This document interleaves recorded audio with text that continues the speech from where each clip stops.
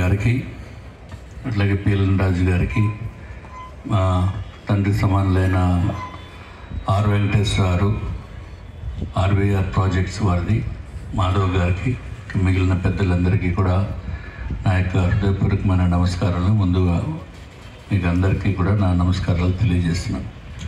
అసలు నేను ఇక్కడ మాట్లాడటానికి అన్ఫిట్, ఎందుకంటే నేను ఆర్గానిక్ మేళా ఫస్ట్ టైం చూశాను, చాలా సంతోషం అనిపించింది. నేను యాక్చువల్ రేపు రమ్మన్నారు, బట్ ఇవాళ వచ్చి చూస్తే ఏ స్టాల్కి వెళ్ళినా ఏదో కొనాలనిపించి మా పిఏకి 2 బ్యాగులు సరుకులు కొన్నాం. చాలా బాగుంది. ఇది మంచి కాన్సెప్ట్ తోటి సంఘము చేస్తున్నారు. చాలా చాలా సంతోషం, అభినందదాయకం.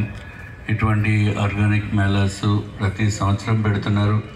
తప్పనిసరిగా ప్రజల్లో అవేర్నెస్ వచ్చి మన ఆరోగ్యం మన చేతుల్లోనే ఉంది అనే భావంతో ఈ ఆర్టిఫిషియల్గా తయారయ్యే ఫుడ్ ప్రొడక్ట్స్ గంట న్యాచురల్ ఫుడ్ ప్రొడక్ట్స్కి ఎక్కువ ఇంపార్టెన్స్ ఇప్పుడు ఇస్తున్నారు. మీరు గ్రాఫ్ చూస్తే ఇదివరకు మిల్లెట్స్ తినేవాళ్ళు తక్కువ, ఇప్పుడంతా పెరిగిపోయింది. అన్ని రకాల ఉపయోగాలు కూడా దీంట్లో ఉన్నాయి. తప్పనిసరిగా రాష్ట్ర ప్రభుత్వము అట్లాగే కేంద్ర ప్రభుత్వం కూడా దీనికి పెద్ద ఎత్తున సహాయ సహకారాలు అందిస్తున్నారు. ఇంకా ఎవరైతే రైతులు ఉన్నారో వారు దాన్ని ఉపయోగించుకోవటం లేదో అనేది నాకు ఒక డౌట్. ఇందాక చెప్పినట్టుగా మార్కెటింగ్, నేను కొంతమంది రైతులను అడిగాను. వారు పండించుకునే పంటలు ఏదైతే ఈ గ్రీవియన్స్ డే నాడు సోమవారము ప్రభుత్వ కార్యాలయాల్లో జరుగుతుందో అక్కడికే వాళ్ళు పట్టుకుని వెళ్ళి ఆ రోజే అమ్మేసుకుంటున్నారని చెప్పి వాళ్ళు చెప్పారు.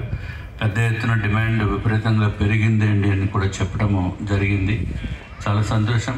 ఇది ఒక మంచి కార్యక్రమాన్ని పెద్ద ఎత్తున కుమారస్వామి గారు వారి టీము ఇది పెద్ద ఎత్తున పెట్టి అత్యంత అద్భుతంగా స్టాల్స్ కూడా ఉండి ప్రజల ఆరోగ్యం గురించి వారి సంఘం తాలూకా వారు చేస్తున్న పనులకి ప్రత్యేకమైన ధన్యవాదములు తెలియచేసుకుంటూ నన్ను ఇక్కడికి పిలిచినందుకు మరొకసారి వారికి ధన్యవాదములు తెలియచేసుకుంటూ సెలవు తీసుకుంటున్నాను. నేను యాక్చువల్గా పాలిటిక్స్లో